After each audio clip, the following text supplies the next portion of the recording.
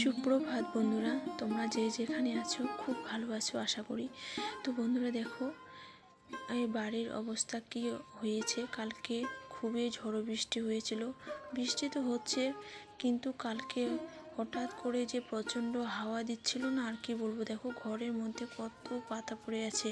ঘরের মধ্যে কি বলতো, ওই যে ভিতর দিয়ে, দরজার ভিতর দিয়ে পাতাগুলো হাওয়ায় চলে গেছে। মানে পশ্চিম হাওয়া নাকি বলে ওগুলা, ওই হাওয়াটা কালকে প্রচণ্ড হয়েছে। তো তারপর দেখো, আর তোমরা দেখতে পাচ্ছ কত উঠানে পাতা পড়ে আছে। আর উঠেছি আমি কি বলতো, সকালে একবার উঠেছি 7:30, হ্যাঁ 7:30 এরকম হবে। তো 7:30 থেকে উঠে তো বৃষ্টি পড়ছিল, তখন বৃষ্টি পড়ার জন্য তো শুয়ে পড়েছি। আর কাজ মানে করতে তো পারবো না। তারপর এখন 9টা বেজে গেছে, 9টার দিকে এবার উঠলাম। তো আমি তো ভাবতেছি যে আমার তো অনেক কাজ আছে, আর উঠোনটার যা অবস্থা, তো যেখানে সেখানে জল জমে আছে, তার জন্য মানে তাড়াহুড়ো করে মানে কাজগুলো সেরে নিচ্ছি। আর ঠান্ডাও করতেছে, বললাম না, অল্প অল্প করে বৃষ্টিও পড়তেছে। তোমরা হয়তো ক্যামেরাতে দেখতে পাচ্ছ কি পাচ্ছ না আমি জানি না। তো অল্প করে বৃষ্টি পড়তেছে, তারপর ছাতাটা নিয়ে নিলাম। আর বৃষ্টির জলে যদি আবার চুল ভিজে বা মাথাটা ভিজে যায়, তারপর সর্দি জ্বর আসবে, কাশি আসবে। আর ঠান্ডা, কখনো ঠান্ডা হচ্ছে, কখনো আবার গরম হচ্ছে, মানে ওয়েদার চেঞ্জ হয়ে যাচ্ছে। তো এর জন্য বলতেছি ছাতাটা নিয়ে নিলাম। আর ঠান্ডা করছে, একটা গামছা নিয়ে নিলাম গায়ে। তো দেখো আমি ঝাড় দিয়ে নিচ্ছি, আর অনেক কাজ আছে। আর ঘরের যে কাজ আছে, বিছানা গোছানো বা ঝাড় দেওয়ারও কোনো কিছু কাজ করা হয়নি। আজ রং খেলা তো 2 দিন হয়, তো আজকে লাস্টের দিন। তো কালকে আমার শাশুড়ি মা পুজো দিয়ে দিচ্ছে, কালকে আবির খেলা ছিল কালকে। তারপর আজ হচ্ছে তোমার রং খেলা। তো 2 দিন খেলা হয় আমাদের গ্রামে, এবার সবারই 2 দিনে তো হয়, তাই না। তো দেখো, আর অনেক ঠাকুরকে পুজো দিব আবির, আজকে আবার সব ঠাকুরকে আবির দিব। কালকে তো দেওয়া হয়েছে, তো আজকেও দিয়ে দেব। তো দেখো সব কাজ করতে হবে। আর আমাদের গ্রামে পূজা ব্রাহ্মণ থাকলে মানে কাজ একটু বেশি, অন্যান্য দিনের থেকে যখন পূজা বা কোনো অনুষ্ঠান হয় তখন কাজটা একটু বেশি হয়। নমস্কার বন্ধুরা, welcome back to my channel. তোমরা কেমন আছো? আই হোপ তোমরা খুব ভালো আছো। তোমাদের আশীর্বাদে আমিও খুব ভালো আছি। আমার কে আর সব ব্লগ চ্যানেল থেকে তোমাদেরকে শুভেচ্ছা জানিয়ে আমি আমার ব্লগটি শুরু করছি। আর যারা আমার বয়সে বড় তাদেরকে প্রণাম জানাই, আর যারা আমার বয়সে ছোট তাদেরকে ভালোবাসা জানাচ্ছি।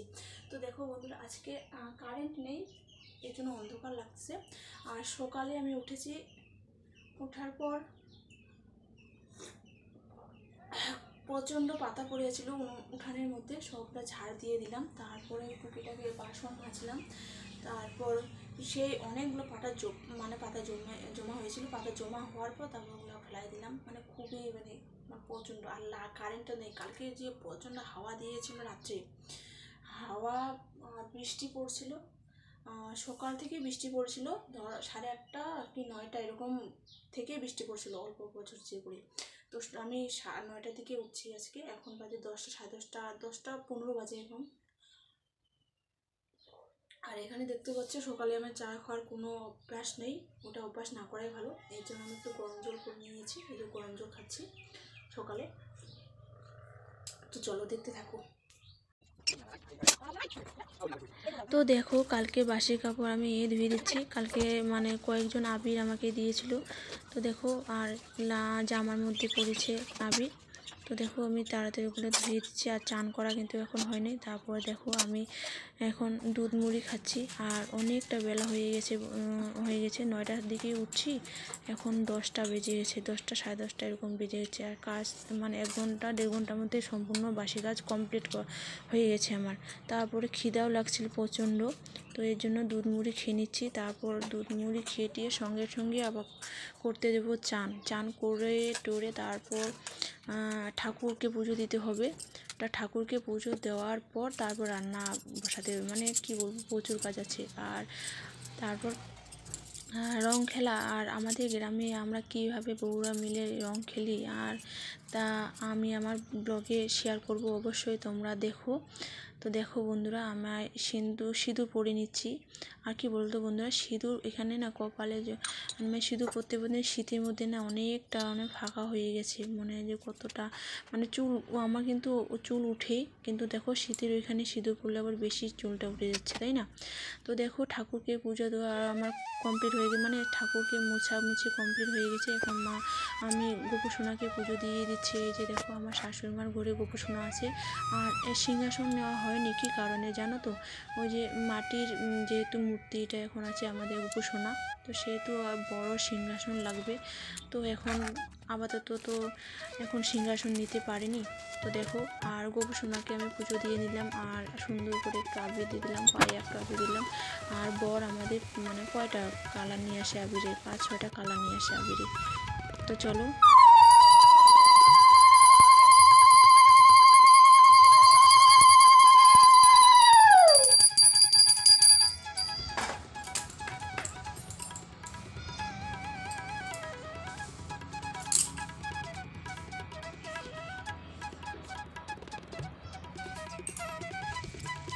তো তারপর দেখো আমার গোপুসোনাকে পুজো দেওয়া হয়ে গেছে কমপ্লিট। আর আমাদের বাড়িতে যতগুলো ঠাকুর আছে সব ঠাকুরকে সুন্দরভাবে একটু একটু করে সব কালারের আবির দিয়ে দিচ্ছি। এই যে আমার মাকে দিচ্ছি লাল আবির, কপালে একটু দিয়ে দিলাম, আর সম্পূর্ণ একটু একটু করে আবির নিয়ে পায়ে দিচ্ছি, চরণে দিচ্ছি, দিয়ে প্রণাম করছি।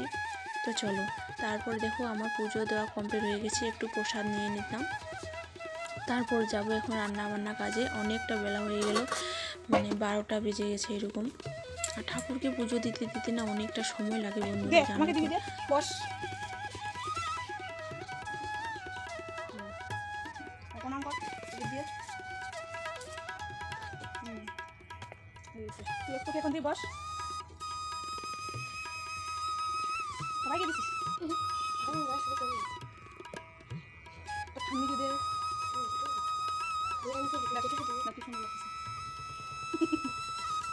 তো তারপরে দেখো আমার রান্না বসিয়ে দিয়েছি। তারপর একটা ছোটো ভাস্তা আসলো, আমাকে আবির দিয়ে দিল, আর আমি বললাম যে প্রণাম করো, বাচ্চা মানুষ তো, তাই দেখো আমাকে আবির দিয়ে দিল। তারপর দেখো আজকে আমরা মানে গ্রামের সবাই মাংস নেয়, তো মাংস আমি রান্না করেছি। আর মাংসের এই যে রেসিপিটা সেটা আমি অন্য ব্লগে দিয়ে দেবো। আর যদি ব্লগটা মানে মাংসের রেসিপিটা যদি দেওয়া হয় তাহলে অনেকটা বড় হয়ে যাবে, জানোই তো।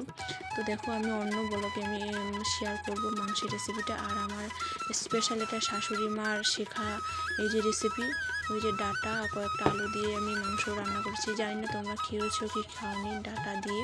তো আমার শাশুড়ি মা নাকি আগে রান্না করেছিল, খেতে নাকি খুবই ভালো হয়।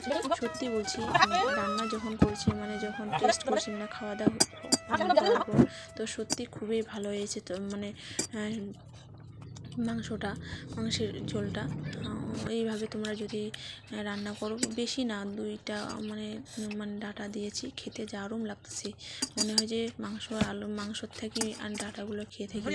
তো দেখো খাওয়া দাওয়া করার পর একটু রেস্ট নিলাম। তো রেস্ট নেওয়ার পর এখন 3টা বাজে। তারপরে ওই যে আমাদের কয়েকজন আমাদের গ্রামের বউ আমাদের বাড়িতে গেল, যাওয়ার পর আমাকে নিয়ে আসলো, আবির দিল। আর আমি আমার কুর্তিটা চেঞ্জ করার টাইম পাইনি।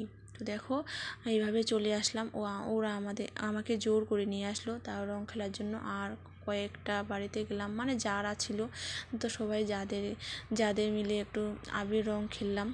তো দেখো আমাদের গ্রামে দেখো কী অবতার, আমরা এইভাবে খেলি। আর একটু কালকে বললাম না যে জল জমিয়েছিল উঠানের মধ্যে, দেখো জলটার মধ্যে কি অবস্থা দেখতে পাচ্ছ, এটা যে কি। আর এই বছরের মানে রং খেলাটা আমার সেই স্পেশাল, এই বছরে আনন্দ মজাটা বেশি হয়েছিল গতবার থেকে।